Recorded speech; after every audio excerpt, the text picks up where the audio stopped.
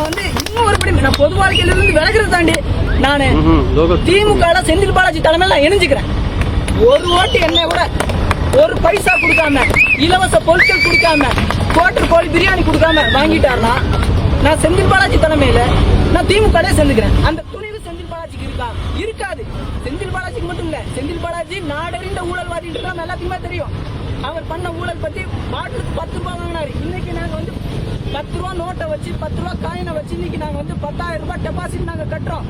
நாளைக்கு ரிசல்ட் வரும்ல, அவருக்கு நாங்க பாடையை கட்டுவோம். ஐ மீன் பாடைனா மக்கள் வந்து அவங்களுக்கு பாடம் போட்டுவாங்க அப்படின்னு நான் சொல்ல வரேன். அதிமுக சார்பா நிற்கக்கூடிய அம்மன் யாரு அப்படின்றது உங்களுக்கு தெரிஞ்சிருக்கும். அவர் வந்து கோயம்புத்தூர்ல மிகப்பெரிய ஊழல் செய்தவர். ஒரு வருஷத்துக்கு முன்னாடி எதுக்கு அவர் வீட்டுக்கு ரைடு போனாங்க? லஞ்ச ஒழிப்புத்துறை எதுக்கு ரைடு போனாங்க?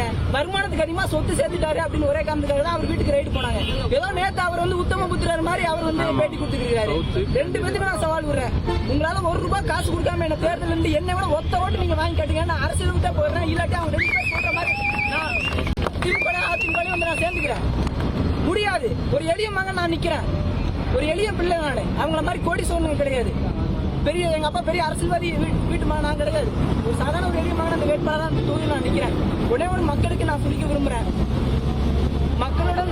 மக்கள்கிட்ட ஊழல் பண்ணி சிறைக்கு போன செந்தில் பாலாஜிக்கு உங்கள் வாக்கா, இல்ல மக்களுக்காக போராடி சிறைக்கு போயிட்டு வந்த அந்த பேரறிவாளனுக்கு உங்கள் வாக்கா என்பதே கோயம்புத்தூர் மக்கள் நீங்க முடிவு பண்ணிக்கிறீங்க.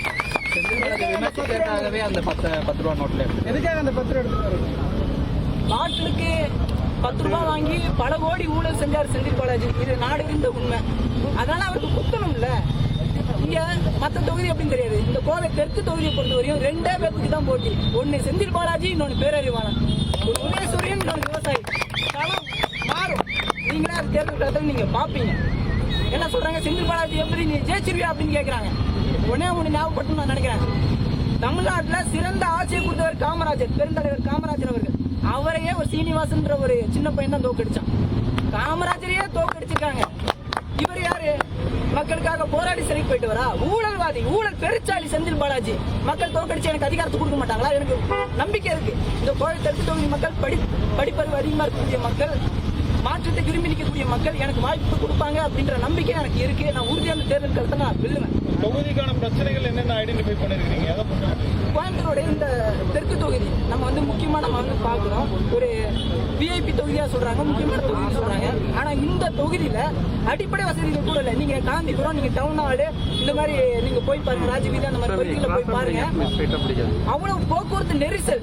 ஒரு வாகனம் உள்ளுக்குள்ள போயிட்டு வெளியில வர முடியாது. அந்த மாதிரியான போக்குவரத்து நெரிசல் இருக்கு. அப்போ இதை கட்டுப்படுத்த வேண்டிய கடமை அரசாங்கத்துக்கு இருக்கு. அதை நான் வந்தா செய்வேன் நான் சொல்றேன். கோயம்புத்தூருடைய காற்று நச்சு காற்றா நீங்க மாறி போய் நிக்குது. சமீபத்துல ஒரு ரிப்போர்ட் சொல்லுது, ரொம்ப சுவாசிக்க முடியாத சூழல் உருவாயிருச்சு கோயம்புத்தூர்ல, காற்று அந்த அளவுக்கு நஞ்சு அடைஞ்சிச்சு அப்படின்னு சொல்றாங்க. நாங்க வந்து அதுக்கு ஒரே ஒரு வழி. தேர்தல் நேரத்தில் எல்லாருமே வந்து ஓட்டுக்கு காசு கொடுத்து வந்து வாக்குல கேட்பாங்க. ஆனா நான் வந்து பரப்புரை செய்வது மரக்கன்று கொடுத்து நான் வாக்குகளை நான் கேட்டுக்கிறேன். இப்படி பல பிரச்சனைகள் இருக்கு. ஒரு பகுதி புலிகுளம் விநாயகர் கோவில் ஒரு கோவில் இருக்குங்க, புகழ்பெற்ற கோவில். ஆசியாவிலேயே வந்து ஒரே கல்ல செஞ்ச மிகப்பெரிய விநாயகர் கோவில் இருக்கு. அந்த கோவிலை சுத்தி 4 மதுபான கடைகள். கோவிலை சுத்தி மட்டும் 1 கிலோமீட்டருக்குள்ளேயே 4 மதுபான கடைகள். கொஞ்சம் சிந்திச்சு பாருங்க. இந்த செந்தில் பாலாஜி இங்க வென்றுட்டாருன்னா டாஸ்மாக் கடைகள் இருக்காது. 11 to level பார், பல பார்கள் இங்க வந்து திறக்கப்படும். அதனால என் மக்கள் நம் பிள்ளைய படிக்க வைக்கணுமா இல்ல குடிக்க வைக்கணுமான்றத என் மக்கள் முடிவு செய்யட்டும். இந்த களத்துல நாங்க எந்த மாதிரி விளையாட போறோம் அப்படின்றது நீங்களும் பாருங்க. உறுதியா இந்த களம் வந்து பேரறிவான மிஸ்டர் செந்தில் பாலாஜியா தான் இருக்கும்.